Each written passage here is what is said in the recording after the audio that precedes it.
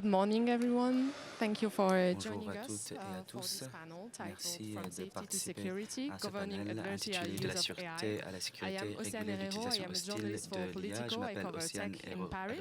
Je suis And I journaliste will be moderating this chez Politico et discussion, je so vais thank you modérer again. cette discussion. Je remercie Over the une fois past de few plus. years, we've Au observed cours a des dernières dense années, nous avons international conversation observé around une AI conversation governance and AI internationale concernant risks. la As gouvernance part de of this l'IA ainsi que ses conversation, risques. Dans le cadre de cette kind of focus conversation, on AI nous safety, avons mis meaning l'accent unintended sur consequences la from the sécurité de l'IA, systems. c'est-à-dire But des another conséquences one is kind of growing right des now, systèmes, which is mais AI un autre security, thème qui so prend de the l'ampleur malicious uses concerne of la AI. sûreté de l'IA, From c'est-à-dire cyber attacks les and disinformation utilisations campaigns to the malveillantes potential de development l'IA, des of cyberattaques, chemical, biological or nuclear threats, le the développement misuse des of AI by menaces hostile actors is CBRN, no longer a l'utilisation distant de l'IA scenario. par des It's acteurs becoming a pressing malveillants concern. devient We are une now facing préoccupation complex questions, importante. Nous faisons face à des how do we questions govern complexes these uses of concernant comment AI? nous Would pouvons it be at the cost of utiliser, innovation? gouverner What l'utilisation de are the l'IA legal frameworks, au détriment de technical l'innovation, safeguards sans and les international cadres collaborations juridiques, that we les need? sauvegardes technologiques, Today, we ainsi are que les fortunate to collaborations be joined dont by a nous avons besoin. distinguished panel of Nous experts to sommes dive into this ici avec conversation. un panel distingué d'experts afin de Thank you all plonger dans for being cette here. conversation. Je Welcome, souhaite Nicolas Butts, vous you are remercier de Director of votre AI and présence. Cybersecurity Nicolas Policy at Butts, vous êtes Microsoft. directeur politique mondial Thank en you, matière Joshua d'IA et de Bengio. You are a cybersécurité professor at the chez University of Montreal Microsoft. and co-president and scientific Professeur director at Law Zero. You're also one of the laureates Bengio, of the vous êtes professeur titulaire à l'Université de Montréal, co-président et directeur scientifique de Loi Zéro. Madame Jacinda Ardern, vous êtes ancienne première ministre de la Nouvelle-Zélande, mais également présidente de l'appel de Christchurch. Robin Gist, vous êtes directeur de l'Institut des Nations Unies pour la recherche sur le désarmement. Et ensuite, nous avons Vilas Dar, qui est président et administrateur de la fondation Patrick J. McGovern, une fondation qui met l'accent sur l'IA et ses impacts sociaux. Nous allons commencer avec un cycle de contributions de tous nos intervenants. Je vais commencer avec M. Bengio. Votre rapport sur, vous avez publié le rapport sur la sécurité de l'IA.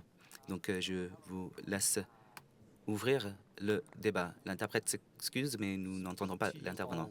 Je suis ravi d'être là afin de pouvoir vous parler.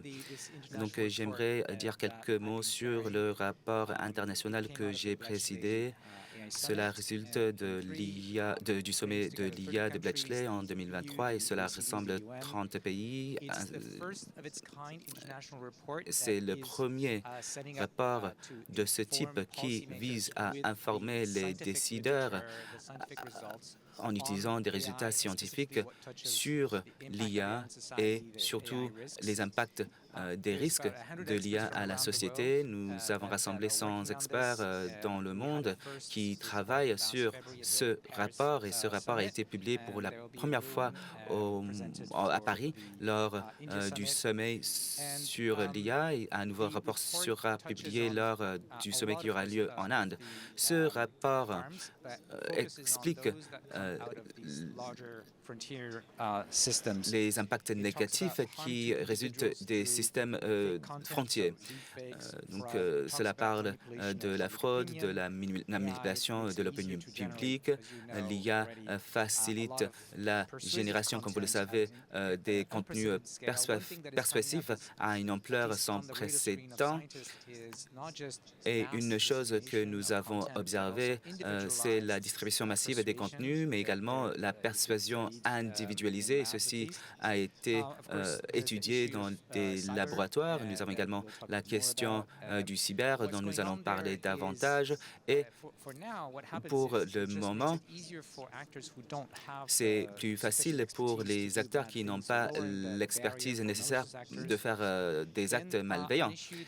Et une autre question extrêmement importante en matière de sécurité internationale, c'est les menaces CBRN.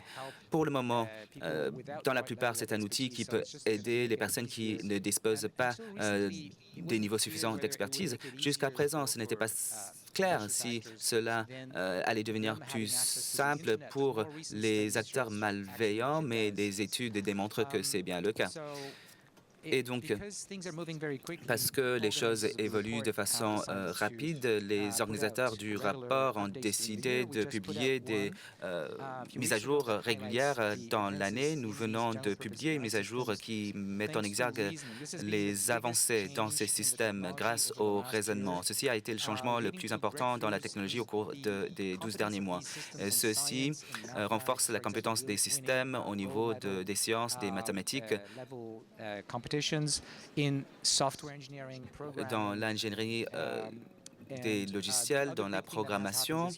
Et l'autre événement important cette année, c'est les avancées dans les capacités autonomes de ces systèmes, parce que beaucoup d'argent peut être fait si nous automatisons les emplois, et cela va continuer. Je pense que nous sommes qu'au début. Les données démontrent que les capacités de planification et la capacité de faire des tâches plus complexes et plus longues se développent de façon rapide. Donc, le rapport souligne qu'à l'heure actuelle, nous n'avons pas les défenses suffisantes. Les jailbreaks fonctionnent et nous n'avons pas les bons moyens incitatifs de trouver des solutions. Et nous sommes face à beaucoup plus de défis. Et j'aimerais parler d'un de ces défis, la possibilité réelle d'une concentration excessive du pouvoir dans les mains de quelques pays, quelques entreprises, et ceci soulève des questions concernant la gouvernance au sein des entreprises, mais également entre les pays. Et cela soulève également des questions concernant la démocratie, les vérifications nécessaires, la domination économique et politique. Donc, j'aimerais bien poursuivre cette discussion avec les membres de ce panel. Merci beaucoup. Afin de renforcer cette question concernant les menaces cyber, Nicolas Putz, est-ce que c'est un phénomène que vous observez? Est-ce que vous pouvez nous aider à identifier comment l'IA intervient dans ce domaine? Ravi d'être là. J'espère que vous m'entendez clairement. Merci beaucoup, Joshua. Je souhaite renforcer ce point concernant le cyber. Donc, nous voyons que les acteurs malveillants instrumentalisent l'IA. L'IA peut avoir des bénéfices positifs pour la société, mais les acteurs malveillants le savent. Nous avons publié un rapport il y a quelques semaines, le rapport de défense Microsoft. C'est notre évaluation annuelle et cela se repose sur les signaux que nous avons identifiés. Donc, tous les jours, Microsoft a accès à 100 000 milliards de signaux. Et aujourd'hui, nous avons scanné, nous avons bloqué plus de 5 milliards d'emails. Donc, nous voyons cela à tous les niveaux. MIT a publié un rapport qui a identifié que les attaques constituent 80% et sont soutenues par l'IA. Et nous voyons cela à tous les niveaux. Donc, c'était juste quelques exemples. Mais j'aimerais vous demander, combien de personnes dans cette salle utilisent l'IA pour votre travail? Combien de personnes l'utilisent pour la recherche et pour écrire? Qui l'utilise pour générer le code? Eh bien, c'est la même chose pour les acteurs malveillants. Donc, ces acteurs utilisent l'IA pour la reconnaissance. Dans notre rapport, nous avons indiqué que nous avons constaté une augmentation de 5% de l'utilisation de l'IA des acteurs étatiques entre janvier 2024 et juin 2025 pour cloner des figures des médias, pour améliorer des opérations basées sur les conflits. Donc, deuxième point.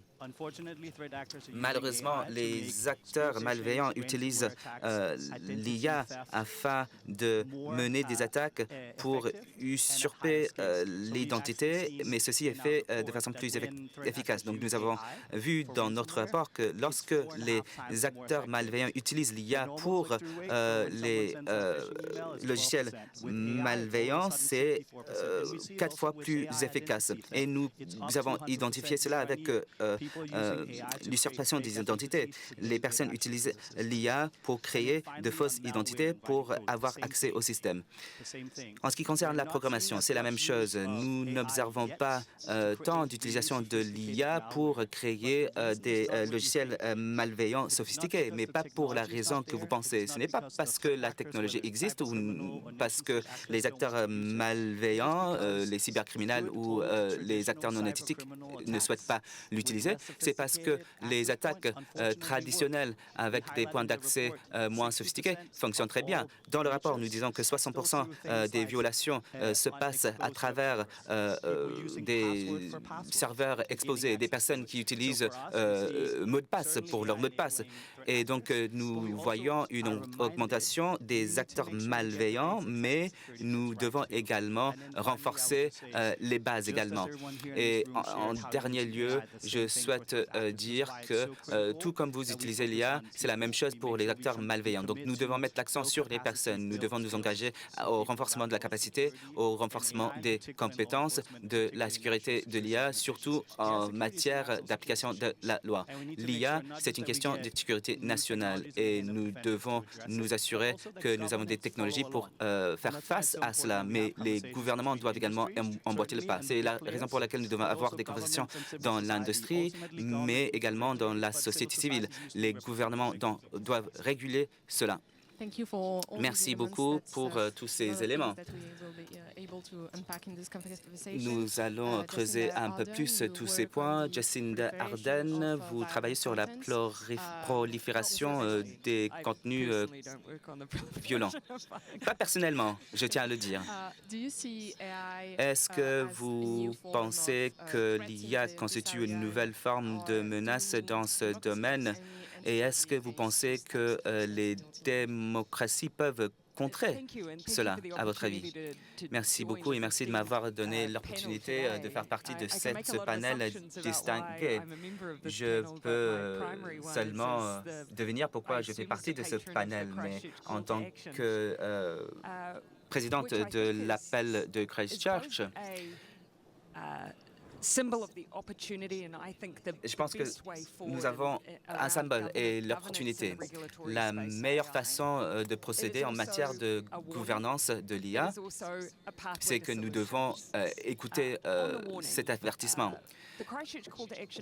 et trouver un parcours vers les solutions. L'appel de Christchurch existe parce que le 16 mars en 2019, un suprémaciste blanc a tué 51 personnes dans une mosquée. Et il l'a streamé en ligne pendant 17 minutes. Et ce jour, c'était clair que les prévisions nécessaires pour faire un tel acte n'étaient pas en place. Et d'après notre recherche, une personne qui fait un acte malveillant de ce type le fait pour de la vengeance, pour l'empathie, mais également pour attirer des réactions. À l'époque, les plateformes, et même aujourd'hui, facilitent ces éléments du terrorisme et de l'extrémisme violent. Donc, nous avons créé l'appel de Christchurch parce que nous savons que le gouvernement du pays n'avait pas les outils nécessaires pour prévenir une telle action. Et donc, le résultat était la création de cet appel qui regroupe la société civile, le gouvernement et les entreprises de technologie. Et tous ont leurs propres responsabilités. Les gouvernements doivent réguler, les entreprises de technologie doivent également être responsables pour la modération des contenus, mais nous devons tous travailler sur des solutions. Le résultat de ce travail est un protocole de réponse de crise et nous n'avons pas vu de tels actes depuis. Et cette vidéo a été téléchargée une fois par minute pendant 24 heures suivant cette attaque. Nous avons également développé des outils importants et les terroristes se disent avoir été radicalisés sur YouTube. Et donc nous savons que l'IA peut être un outil préventif, mais cela peut également exacerber les parcours vers la radicalisation. Donc, suite à plusieurs années travaillant avec les entreprises de technologie, nous avons créé, en collaboration avec OpenMind et avec un financement de la part de Microsoft, nous avons pu créer une initiative de l'appel de Christchurch qui permettra aux chercheurs de pouvoir suivre le parcours algorithmique risques de certains utilisateurs afin que nous puissions comprendre les parcours vers la radicalisation. Nous savons que cet outil peut être utile ou peut également être utilisé à des fins malveillantes. Donc, nous sommes en train de mettre en place des paramètres. Donc, nous sommes en mesure de démontrer ce qui se passe si nous ne mettons pas en place des sauvegardes. Et ce que nous essayons de faire maintenant est une tâche extrêmement difficile. Donc, nous sommes l'exemple de ce que nous pouvons créer lorsque nous travaillons de façon collective. Le dernier commentaire que je souhaite ajouter, c'est que nous existons à cause de la crise, mais également à cause du consensus. Nous avons tous pu nous mettre d'accord que nous pouvions tous jouer un rôle lorsque l'objectif, c'est d'empêcher l'extrémisme. Tout le monde est d'accord pour dire que c'est une mauvaise chose, mais nous existons également à cause de la crise. C'est important de savoir comment construire un consensus concernant quelles sont les sauvegardes de l'IA sans la crise, parce que pour le moment, je pense que nous allons trop loin dans les impératifs commerciaux. Pour l'instant, les gouvernements ne régulent pas assez et ne retiennent pas l'innovation de leurs propres entreprises domestiques dans la course pour la dominance commerciale. Donc, les entreprises doivent prendre en compte l'aspect de la sécurité et l'humanité. Donc, nous avons besoin d'une coalition pour l'humanité qui inclut les États qui sont préoccupés par ces questions, ainsi que avec les entreprises et la société civile. C'est le modèle que nous avons et c'est le modèle que je souhaite continuer à promouvoir. Robin Gates, you work on Robin Gates, vous travaillez sur une autre gamme de thèmes qui sont tout à fait importants, la fabrication des armes nucléaires et biologiques. Est-ce que vous pouvez expliquer le rôle d'IA dans le domaine? Oui, ravi d'être à nouveau à Paris et de faire partie de ce panel distingué. Et donc, ma préoccupation la plus importante est un fait. La guerre des machines frappe à notre porte et cette guerre a plusieurs aspects, plusieurs dimensions. Les systèmes deviennent de plus en plus autonomes et nous observons ceci dans le monde entier. Et dans le cadre de la guerre en Ukraine, ceci est poussé par les pressions sur le champ de bataille. Donc nous avons des drones, mais tant que ces drones ont un signal radio, nous pouvons hacker ce signal et créer des interférences. À l'époque, c'était les câbles de fibres. Mais maintenant, il y a de plus en plus d'autonomie et cela se développe. C'est assez préoccupant parce que pour le moment, il n'y a aucune autocontrainte dans cette guerre. Ça, c'est le premier point. Le deuxième point et la préoccupation que nous avons au sein des Nations Unies, c'est que l'IA fait partie de la prise de décision. Et donc, le rythme de cette bataille va augmenter et va ralentir la prise de décision humaine. Et donc, la question qui se pose, c'est où appliquons-nous la contrainte dans un contexte géopolitique rempli de tensions. Et deuxième point, les armes de destruction massive. Donc la question que vous avez posée, eh bien, ça serait tout à fait préoccupant si l'IA devait être intégrée dans les structures de commandement et de contrôle nucléaire. Je pense que personne souhaite voir cela et les États nucléaires nous disent exactement cela. Mais de façon plus cachée, l'IA va s'immiscer dans la prise de décision et va soutenir les armées. Et donc, ça arrive et il faut se poser la question d'où vient cet élan et nous devons également appliquer une contrainte. Et le dernier point concernant les armes biologiques, il y a également la préoccupation que les LLM sont tout à fait disponibles et donc le niveau d'entrée est plus faible pour les acteurs malveillants de développer des armes chimiques ou biologiques. Et ce n'est pas pour demain, mais nous devons prendre au sérieux ce scénario. Et comme Jacinda vient de dire, nous devons faire preuve de proactivité et agir maintenant et aller au-delà de la sensibilisation et voir ce que nous devons faire pour contrer ce phénomène. Et je dirais qu'il faut une approche systématique pour faire face à ces défis. Donc, nous opérons de façon ad hoc pour le moment, mais je pense que nous devons avoir une vue d'ensemble afin de détecter certaines tendances. Merci beaucoup pour ces éléments. Je vais maintenant donner la parole à Vilas Dar. Nous observons également dans cette conversation une montée des questions sur les modèles à point ouvert et si ces modèles pourront amplifier les menaces et rendre plus disponible l'IA aux acteurs malveillants. Que pensez-vous de ce débat? Pensez-vous que c'est une question que nous devons poser? Oui, merci beaucoup pour cette question. Je dois vous dire que j'ai des neveux et des nièces qui sont formidables et extrêmement curieux par rapport au monde. Et lorsqu'ils étaient jeunes, ils avaient du mal à dormir. Ils venaient me voir et me disaient venez voir. Et je disais quel est le problème? Et ils disaient il y a des monstres sous le lit. Et souvent, on réfléchissait à comment on pouvait les faire dormir. Et la première chose que j'ai fait, c'était de donner des noms à ces monstres, de les personnifier et reconnaître également qu'il s'agissait d'un vrai moment émotionnel pour ces enfants qui ne pouvaient pas dormir. Deuxième chose, il fallait créer des héros pour vaincre ces monstres.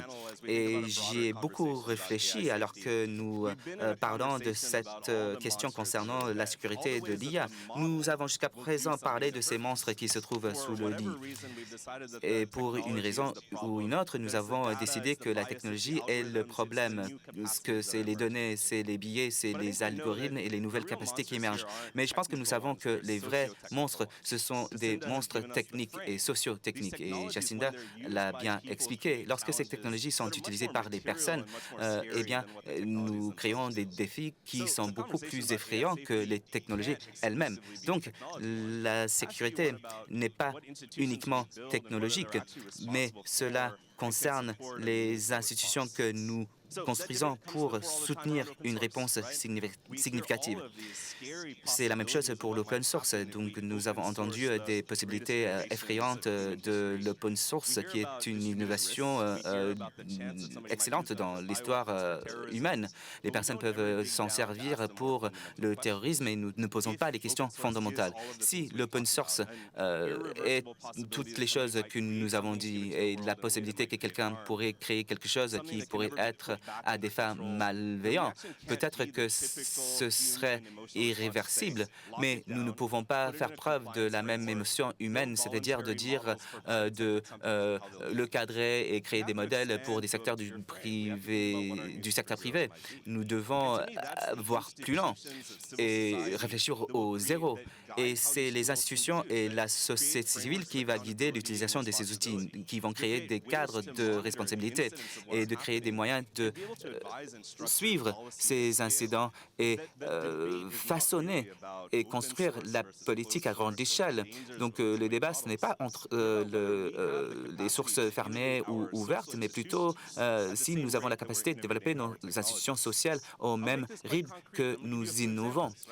Pour donner des cas concrets, ici à Paris, nous avons travaillé avec l'OCDE pour construire le premier suivi d'incidence IA qui se trouve en ligne et qui suit les effets de l'open source, de l'utilisation malveillante de l'IA et de la cybersécurité en temps réel. Les Nations Unies font partie du conseil d'administration et nous avons fait appel à la création d'un panel. Nous avons également un dialogue multipartite qui rassemble les entreprises technologiques, la société civile et met le point sur la compréhension de la sécurité des technologies, mais également l'impact des outils que nous innovons. Donc, nous nous pouvons parler de la sécurité des technologies à ternam, mais nous devons également réfléchir aux zéros qui vont réfléchir à comment contrer la violence et le terrorisme en ligne, dans le cadre d'un mandat social qui dit que la sécurité de l'IA, c'est plus une question de sécurité que de l'IA. C'est plus une question des institutions que des codes. Et je pense que c'est le débat qui émerge.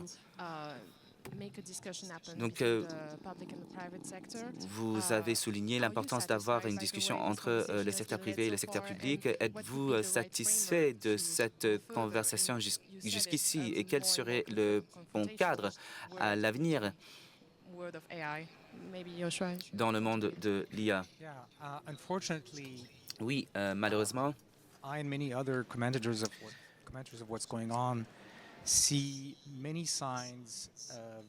j'observe des signes de concurrence malsaine entre les entreprises qui développent l'IA, qui travaillent sur l'IA, mais également entre les pays qui sont en compétition. Et il y a une course à la domination et ceci est extrêmement dangereux.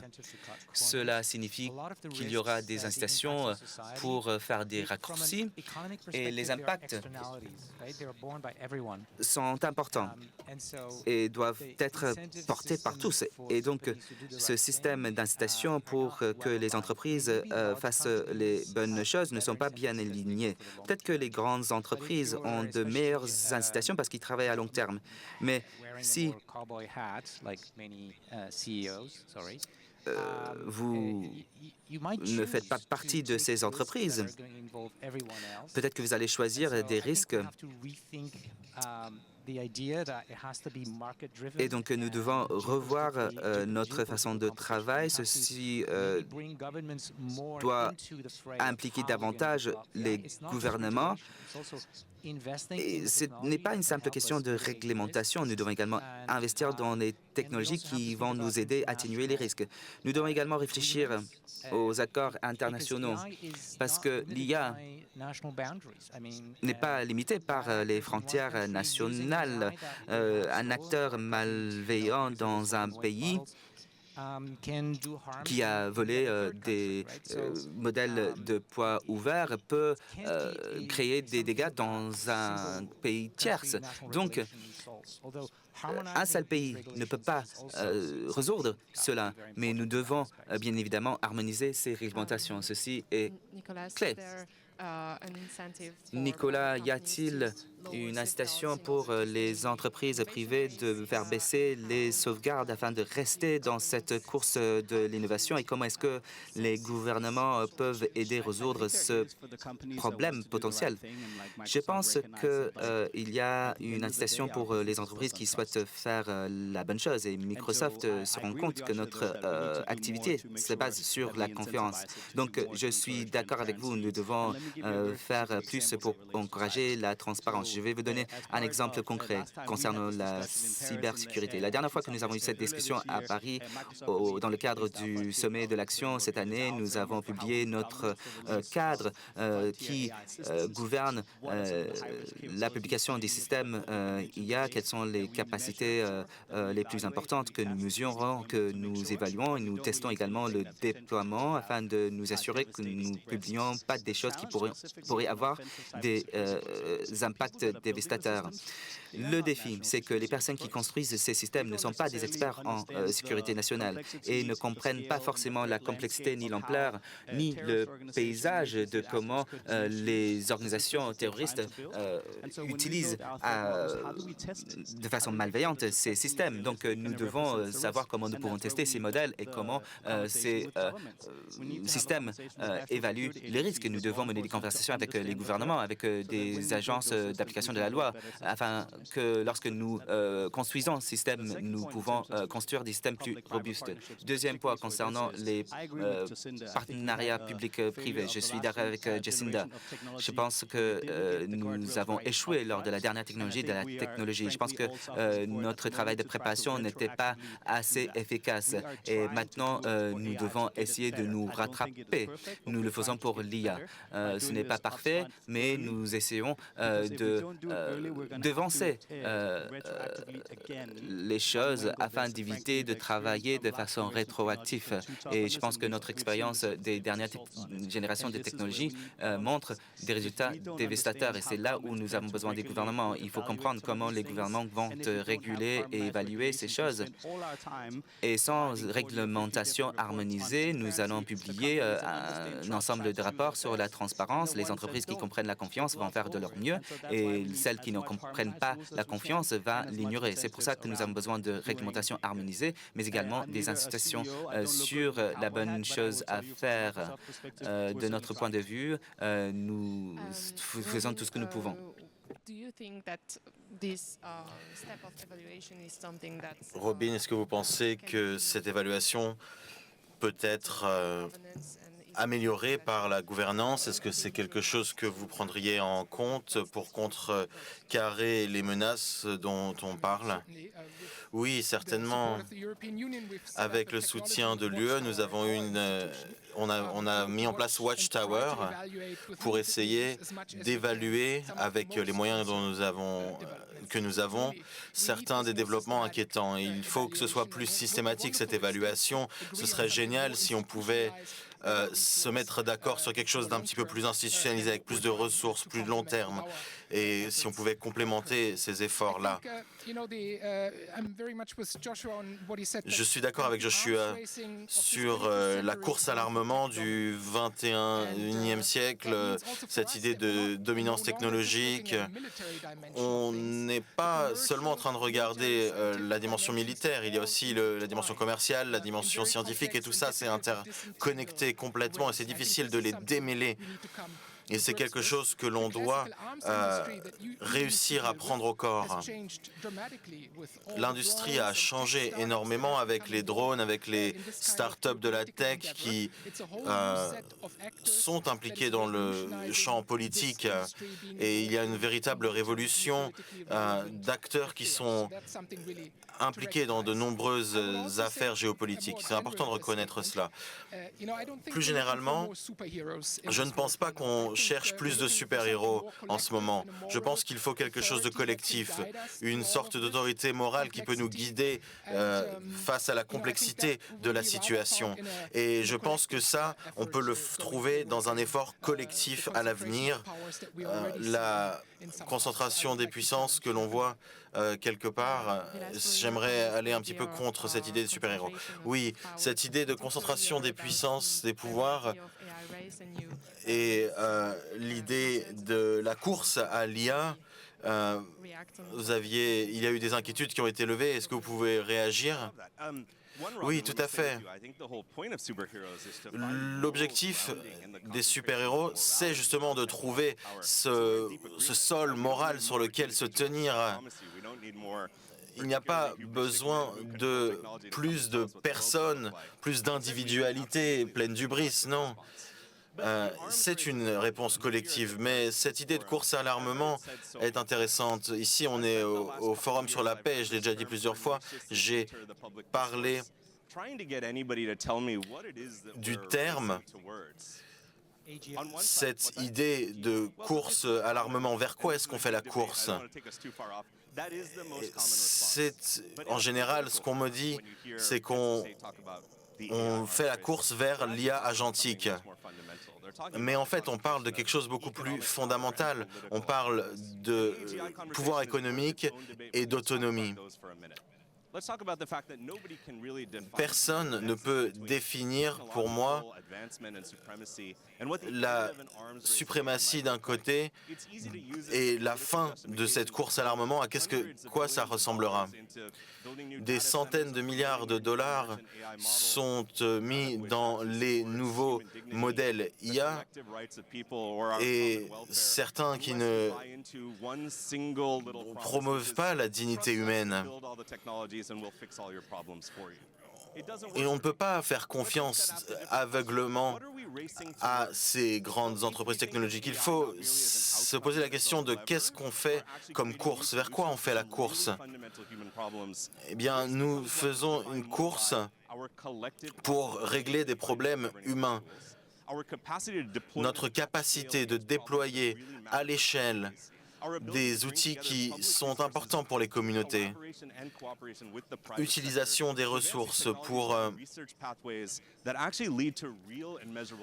trouver des chemins de recherche qui arrivent à des véritables résultats. Ce n'est pas une question de domination, de pouvoir, de puissance. C'est une approche tout à fait différente qui doit se centrer sur la dignité humaine. Deux choses, il faut un nouveau multilatéralisme qui passe par la gouvernance de l'IA et une vision partagée de l'avenir. Je vais me tourner vers Joshua. Que pensez-vous de la conversation sur l'IA agentique? Vous pouvez appeler ça ce que vous voulez, mais les données sont assez claires. Les capacités de l'IA sont en train de grandir et de manière exponentielle. L'IA peut être très fort sur certains points et très nul sur d'autres points, mais tout est en train d'évoluer de manière exponentielle. Il y aura des conséquences sur la politique, sur l'économie, sur la sécurité nationale.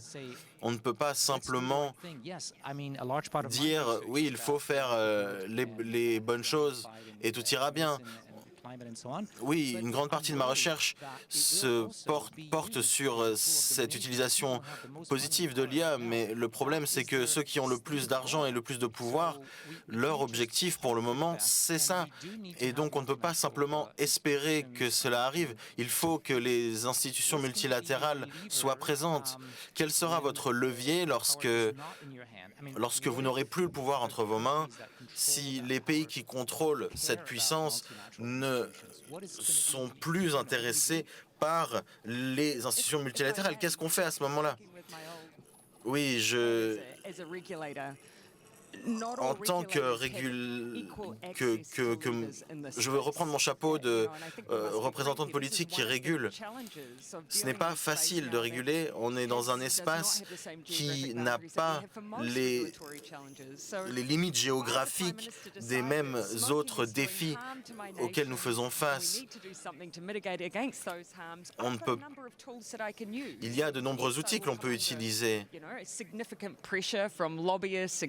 Il y a des pressions commerciales, de lobby, mais il faut trouver des outils qui peuvent nous aider à avoir un impact sur cette question. Même avec une vue morale, il nous faut un équilibre des pouvoirs, un équilibre dans la régulation. Si l'on met en place ces limites, en Nouvelle-Zélande par exemple, il y aura des souffrances économiques, moins de services, des limitations envers votre population parce que vous posez des questions auxquelles vous ne voulez pas répondre. Cela veut dire que votre niveau d'influence au niveau d'une nation individuelle est limité, voire n'existe pas du tout, puisqu'il y a toujours des moyens de vous exclure. On a vu les menaces qui ont été utilisées dans d'autres secteurs sur d'autres avancées technologiques où il s'agit soit d'être les premiers, soit d'avoir un impératif commercial qu'il faut suivre. Donc les pays doivent travailler de concert et ce n'est pas seulement cet intérêt à la régulation. Si il n'y a pas d'intérêt à la régulation, où est-ce que l'on va au fond? Nos espoirs. Je suis optimiste par nature, mais je suis pragmatique sur ce débat. L'un des points de disruption ici, c'est de mettre fin à cette idée qu'on est sur du win-win. On n'est pas en train de dire qu'on peut avoir les avantages sans avoir les inconvénients. Ce n'est pas possible. On ne peut pas avoir que les avantages. Ce n'est pas vrai.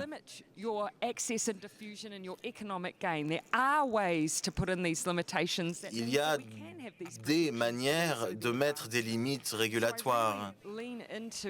Donc, je pense qu'il faut utiliser les technologies et les experts qui sont en train de faire face à ce que les régulateurs essayent de mettre en place. Donc, il n'y a pas que les avantages ou que les inconvénients. Oui, complètement.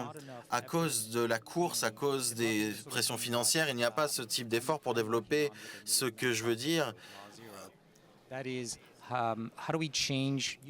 C'est comment est-ce que l'on change en utilisant la même boîte à outils qu'on a à portée de nos mains. Il y aura des limites sociétales. Vous avez certaines inquiétudes sur les leviers économiques. Il y a certains systèmes très avancés. Nous n'avons pas les voies nécessaires et la technologie peut se développer et nous pouvons développer de manière éthique l'IA avec un alignement sur nos valeurs démocratiques. Je pense que tout ce qui est innovation ou régulation, tout ce qu'on dit sur soit innovation, soit régulation, moi, je ne pense pas que ce soit contraire l'un à l'autre. La loi sur l'IA, par exemple, l'a montré. De nombreuses entreprises de par le monde ont montré que, en tout cas, les bonnes entreprises ont montré qu'il est possible d'avoir plus de transparence pour l'État. Alors bien sûr, c'est difficile sur les startups, sur les petites entreprises. Il y a énormément de désinformation là-dessus. Mais vous avez cette idée qu'on peut avoir des systèmes qui sont alignés sur les intérêts humains et qui sont utiles. Nicolas, if you want to. Yeah, I just wanted to come in because Nicolas, oui, Joshua et moi, nous étions d'accord sur le code de pratique publié par l'Union européenne et nous avons travaillé, il a travaillé sur le groupe de travail sur la sécurité et il faut que l'industrie soit partie du dialogue, que la société civile soit partie du dialogue. Et il faut voir des améliorations. Microsoft fait partie de ce dialogue-là et je dois dire que Joshua et son équipe ont écouté et ont pris nos retours avec sérieux. Je pense que c'est critique de pouvoir le faire. Pour ce qui est des héros, non, il nous faut moins de Batman, il nous faut plus de K-pop Demon Hunters. C'est un sport d'équipe, cette bataille de l'IA. Il faut que nous fassions partie d'une équipe avec un engagement sur la confiance. Oui, et avoir cette idée de concurrence, c'est bien pour Microsoft, mais s'il n'y a pas de règles, alors c'est les acteurs néfastes qui gagnent. On a vu dans les années qui viennent de s'écouler le sommet sur l'IA à Bletchley en 2023 sur sur la sûreté. Ensuite, il y a eu sur l'IA, l'action de l'IA en France. C'était une vision un peu plus positive de l'IA. Et il y a un sommet l'année prochaine. Est-ce qu'il y a encore une place dans la conversation internationale de parler de la sécurité? Vilas, qu'en pensez-vous? Oui, tout à fait. Deux choses. La sécurité doit être au cœur de ce dialogue. Nous avons passé la conversation, nous devons la faire passer de quelque chose qui est uniquement basé sur la sécurité et la sûreté, sur quelque chose qui est beaucoup plus humain, centré sur l'humain. Il faut que tous les acteurs soient certains de voir que nous avons des capacités robustes, algorithmiques, de nous défendre contre les acteurs néfastes. Deuxième chose, je suis d'accord avec ce qui a été dit. Si nous n'avons pas les leviers pour influencer la conversation, il y a eu deux solutions. Tout d'abord, un nouveau mécanisme de financement public pour identifier les soutiens possibles. Il y a les ONG comme celle de Joshua. Il y a des acteurs qui ont besoin de capitaux. En 5 ans, nous avons mis 500 millions de capitaux sur les marchés. Et nous avons cette aspiration à transformer ceci en des milliards. C'est de l'argent qui va être investi pour créer une nouvelle forme de capacité d'utilisation, investir dans la sécurité, dans la gouvernance, dans les objectifs publics. Ce n'est pas seulement un objectif technologique. Deuxième partie de cela, ce sera focalisé sur l'impact. Le monde est en mouvement dans une direction en particulier. On ne peut pas faire n'importe quel modèle que l'on veut. Il faut qu'il y ait des résultats et pour cela, il faut qu'il y ait la gouvernance, il faut qu'il y ait une société qui soit informée sur ce qui est créé. On ne peut pas avoir un modèle qui est isolé complètement de tous ces facteurs. Il faut parler de l'infrastructure sociale de l'IA, diriger et nous donner cette forme de bac à sable pour faire des tests avec les modèles de l'IA. Robin, you raised Robin, an array of issues in your field. Vous avez parlé de nombreuses questions. Est-ce que l'IA peut faire partie des solutions dans votre secteur? Probablement, oui. L'état politique et des affaires aujourd'hui est plutôt négatif, mais la question de sécurité, c'est souvent le point de départ, puisque c'est là où il y a la pression, il y a des risques existentiels. Moi, je ne parle pas forcément des bénéfices. J'aimerais parler de la vision positive, mais mon travail, c'est de se focaliser sur les menaces en particulier et sur la course à l'armement, où on peut parler de dominance de la tech sinon. Il y a plusieurs dimensions. Il y a une forme d'incertitude autour de cela. On n'est pas tous et toutes complètement à jour sur tous les derniers développements. On est tous dans ce bac à sable, au fond. Ce n'est pas seulement les problèmes militaires que l'IA cherche à s'intégrer. On se demande où est-ce que ChatGPT va nous mener, et c'est un débat assez large, mais sur la course à l'armement, je vais dans des panels de par le monde et ce que j'entends souvent, c'est qu'il y a beaucoup de monde qui dit, même si l'on pourrait être d'accord pour stopper l'intégration de l'IA dans les opérations militaires au niveau, disons, 5, aujourd'hui, on a peur que l'ennemi, dans un monde complètement polarisé, arrive au niveau 6 et gagne la course à l'armement. Donc, le problème, c'est qu'il y a cet état d'esprit, c'est soit on est complètement à 100% dedans, soit on est 100% à l'extérieur. Un des points de la Convention de Genève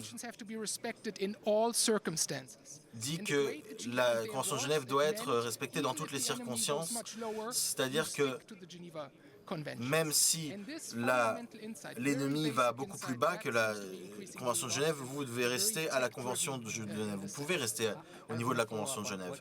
Oui, je veux mettre un point là-dessus aussi, puisque je suis assez inquiet. Si l'IA devient plus capable de manière intellectuelle, cela va donner énormément de pouvoir, y compris de pouvoir militaire à ceux qui l'utilisent. Et donc cette course à l'armement est très dangereuse et on peut se poser la question, est-ce qu'il y a de l'espoir? Et l'IA est utilisée comme un outil de domination. On connaît les risques qui vont avec. Si elle est utilisée ainsi, on ne peut plus ignorer les risques qui vont avec. Si les gouvernements comprennent les risques catastrophiques de perte de contrôle et comprennent qu'on est tous dans le même bateau, alors que vous soyez chinois ou américain, si quelqu'un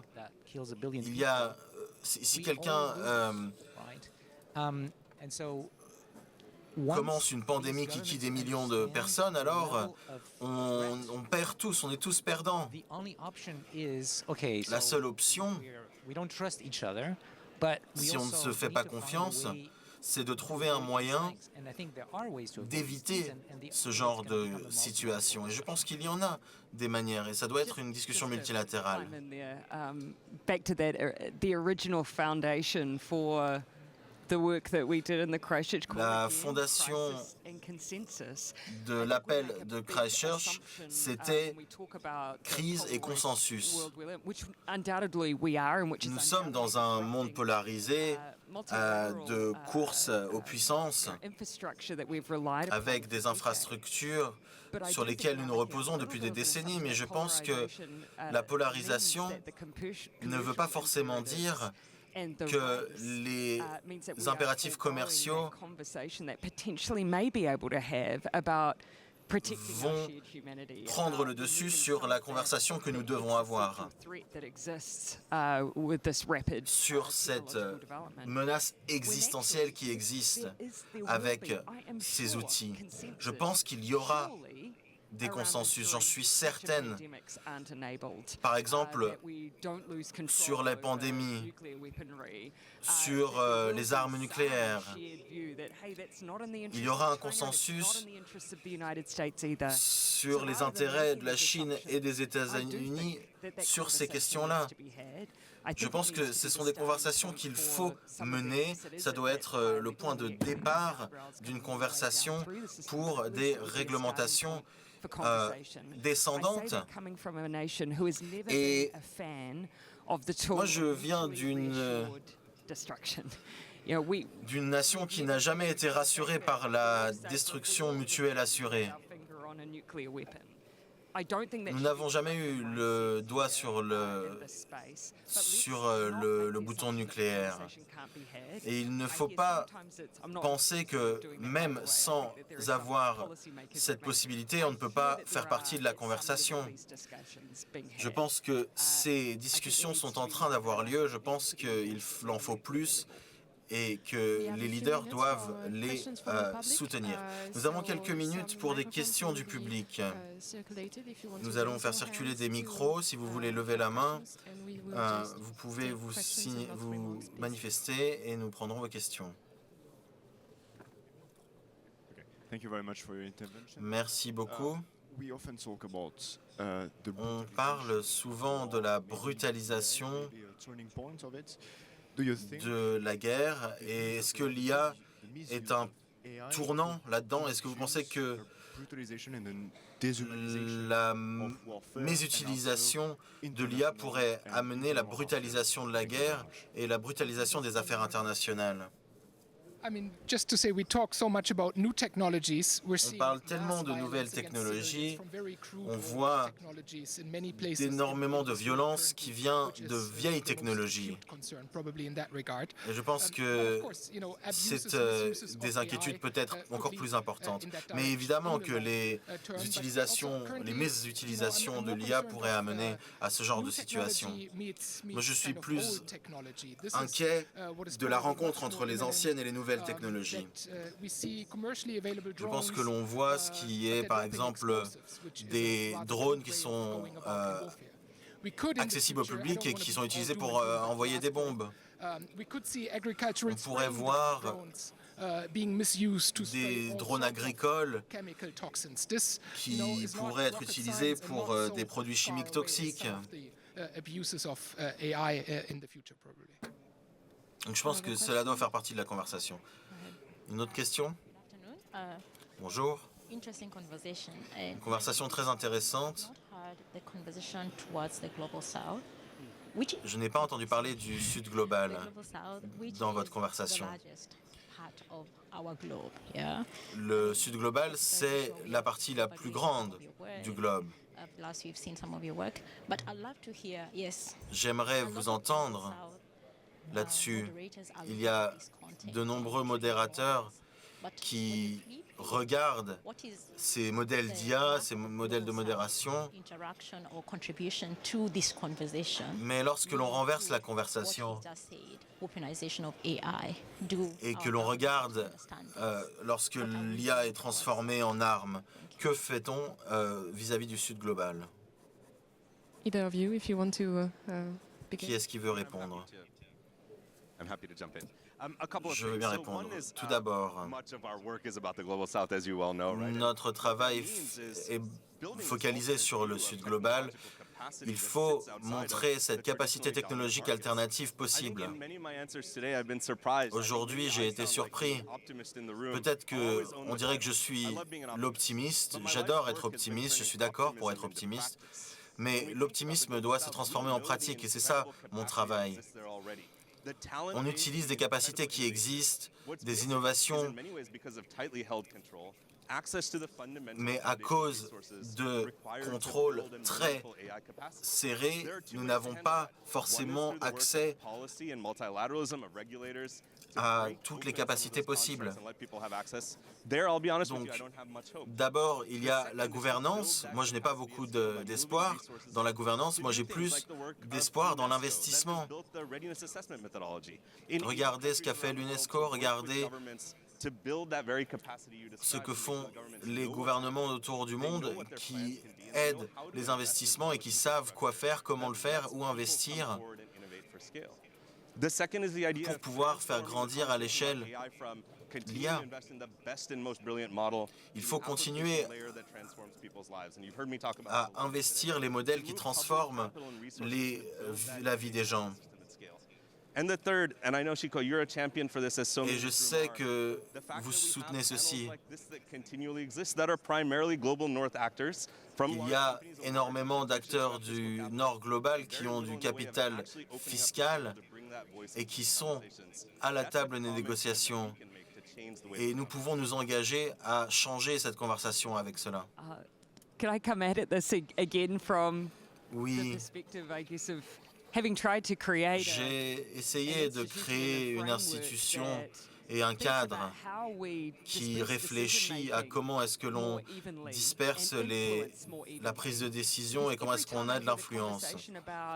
À chaque fois que j'entends l'IA et le Sud global, on parle